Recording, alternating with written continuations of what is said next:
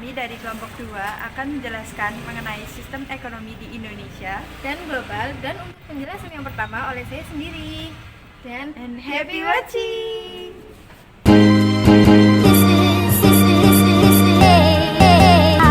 Pertama adalah sistem ekonomi. Apa sih itu sistem ekonomi? Sistem ekonomi merupakan sistem yang mengatur serta menjalin hubungan ekonomi antar manusia dengan suatu tatanan kehidupan yang ada di masyarakat.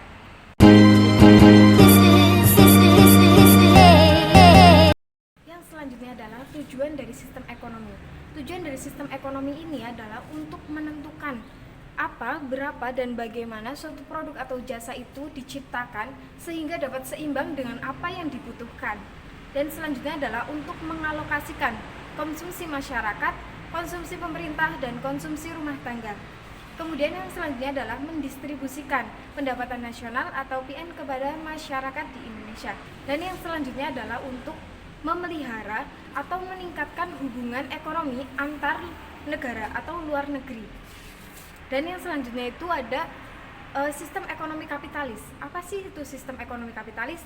Sistem ini merupakan suatu sistem yang berdasarkan atau berlandaskan sesuai dengan kepemilikan pribadi atau swasta terhadap suatu kegiatan produksi, konsumsi maupun distribusi. Ya, selanjutnya mengenai ciri-ciri sistem ekonomi kapitalis. Yang pertama adalah kemampuan yang luas atas income pribadi. Yang kedua, pemilikan alat-alat produksi di tangan individu. Yang ketiga, perekonomian diatur oleh mekanisme pasar. Dan yang keempat, campur tangan pemerintah itu sangat kecil. Yang kelima, paham individualisme berdasarkan materialisme warisan pada zaman Yunani, atau lebih sering dikenal dengan hedonisme. Dan yang terakhir, pasar itu berfungsi sebagai pemberi sinyal antara produsen dan konsumen dalam bentuk harga-harga. Ya, selanjutnya di sini saya akan menjelaskan mengenai kelebihan dari sistem ekonomi kapitalis. Apa sih kelebihannya? Yang pertama adalah kapitalisme mendorong pertumbuhan ekonomi dengan memfasilitasi kompetisi di pasar terbuka. Yang selanjutnya, kelebihan yang kedua adalah sistem ini menyediakan individu untuk mendapatkan kesempatan yang lebih baik dalam meningkatkan pendapatan mereka untuk mencapai pertumbuhan ekonomi. Ya, selanjutnya kekurangan dari sistem ekonomi kapitalis. Kekurangan yang pertama adalah sistem ekonomi kapitalis ini dapat menyebabkan persaingan yang tidak sehat.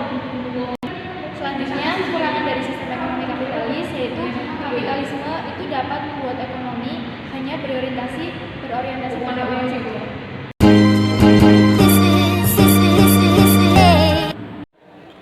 Kemudian sistem ekonomi sosialis. Sistem ekonomi sosialis merupakan sistem ekonomi di mana seluruh kegiatan ekonominya diatur penuh oleh negara. Jadi dalam sistem ini pemerintah ikut andil dalam seluruh kegiatan ekonominya, mulai dari perencanaan, pelaksanaan hingga kepada pengawasan kegiatan ekonominya. Selanjutnya itu prinsip-prinsip sistem ekonomi sosialis. Yang pertama, prinsip pemilikan harta oleh negara. Maksudnya, seluruh kegiatan produksi dan seluruh sumber pendapatan itu menjadi milik negara, bukan milik individu atau perorangan. Kemudian yang kedua, prinsip kesamaan ekonomi. Seluruh individu kebutuhan hidupnya itu dipenuhi berdasarkan keperluannya masing-masing. Dan yang ketiga, prinsip disiplin politik. Artinya dalam sistem ekonomi sosialis itu seluruh kegiatan ekonominya diatur dan diberlakukan secara ketat.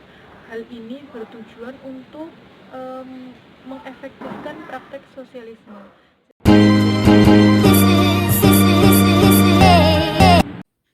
Yang selanjutnya yaitu ciri-ciri, kelemahan, dan kelebihan dari sistem ekonomi sosialis. Ciri-ciri dari sistem ekonomi sosialis yang pertama yaitu lebih mengutamakan kebersamaan atau kolektivisme.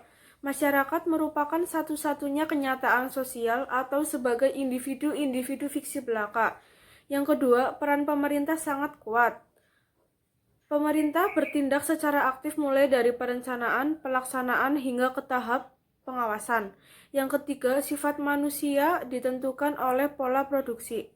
Yang selanjutnya yaitu ada kelemahan sistem ekonomi sosialis.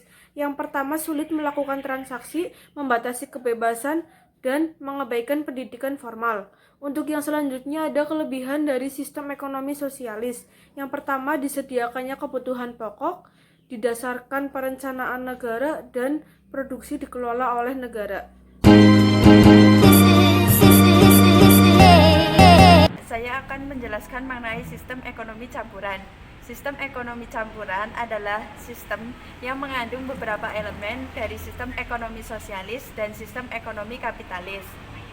Sistem ekonomi campuran pada umumnya diterapkan oleh negara-negara berkembang atau negara-negara dunia ketiga. Selanjutnya, ciri-ciri dari sistem ekonomi campuran ada 4. Yang pertama, kedua sektor hidup berdampingan.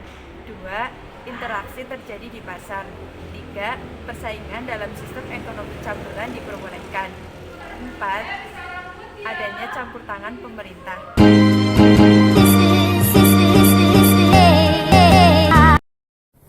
Ya, yang selanjutnya itu ada kelebihan dan kekurangan dari sistem ekonomi campuran. Untuk kelebihannya itu adanya kolaborasi yang baik antara kedua belah pihak, yaitu antara pihak pemerintah dengan pihak swasta.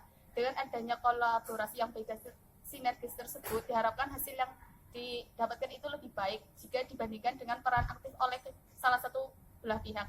Karena dari masing-masing pihak itu mempunyai kelebihan dan kekurangannya masing-masing. Ya, yang untuk kekurangannya itu salah satu contohnya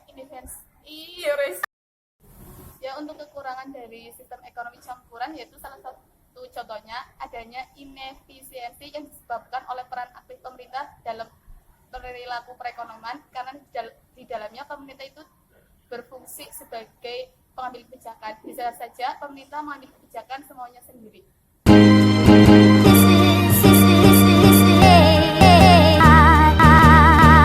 Selanjutnya kita akan meneruskan penjelasan tentang perekonomian di Indonesia, yaitu tentang sistem perekonomian Pancasila. Kemudian yang dibahas dalam sistem ekonomi Pancasila yang pertama yaitu pengertian sistem ekonomi Pancasila, yang kedua ciri-ciri sistem ekonomi Pancasila, yang ketiga kelebihan dan kekurangan sistem ekonomi Pancasila, dan yang terakhir yaitu penerapan sistem ekonomi Pancasila. Dan yang pertama yaitu pengertian sistem ekonomi Pancasila.